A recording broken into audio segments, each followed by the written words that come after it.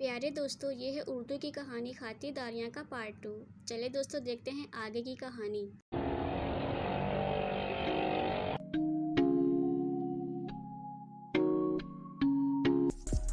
फरहान चचा के घर में सब लोग कंप्यूटर पर कुछ देख रहे थे। इन तीनों के जाते ही दोनों बच्चे तीर की तरह अंदर चले गए और चची बेजारियत से बोली, कैसे आना हुआ?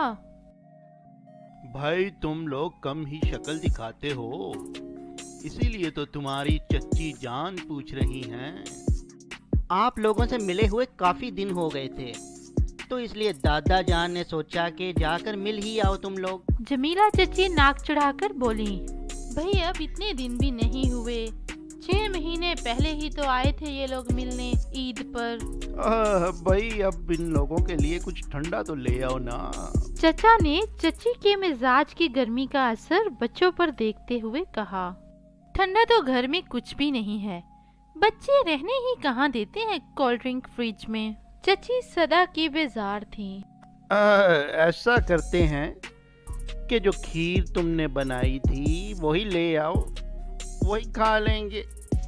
लीजिए, 6 दिन पहले की खीर बनी हुई धरी है गोया के।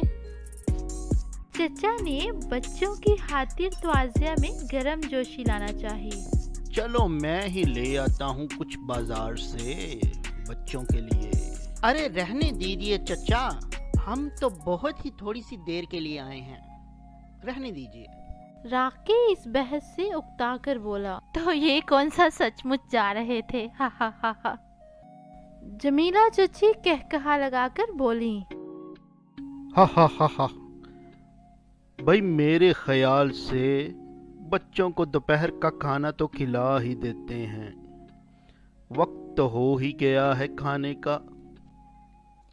भाई बात ये है कि घर में इस टाइम खाना या खाने से मिलती जुलती कोई चीज भी मौजूद नहीं है। साफ बता रही हूँ, अगर ये बच्चे खाना खाने के लिए रुके तो कम से कम 2.5-3 घंटे बाद ही इनको खाना मिलेगा।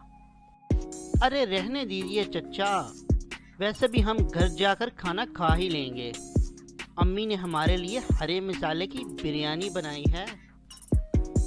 अरे हरे मसाले की बिरयानी तो बदजायका होती है, मगर वो हमें खानी है क्योंकि हमें बहुत पसंद है और हमारी अम्मी बहुत ही मजेदार बनाती हैं। भाई तुम्हारी अम्मी के खानों की शोहरत तो बहुत सुनी है, मगर खाए कभी नहीं। जमीला चची ने तंजिया अंदाज में बोला, शोहरत का क्या है चची, वो तो खानदान भर में ये भी उड़ी हुई है कि आप बहुत मेहमान नवाज हैं। भाई बच्चों, अब तो तुम्हें 5 मिनट रुकना ही पड़ेगा।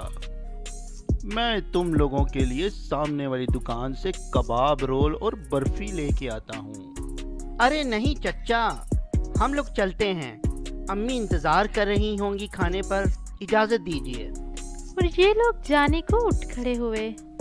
जाने दीजिए, इनको भला मामू चचा का क्या ख्याल, आप ही बिचते रहते हैं अपने भतीजा भतीजी के सामने।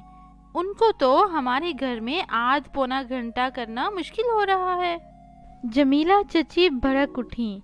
फरहान चचा बेबस खड़े रह के और तीनों बच्चे जल्दी से बाहर निकल आए।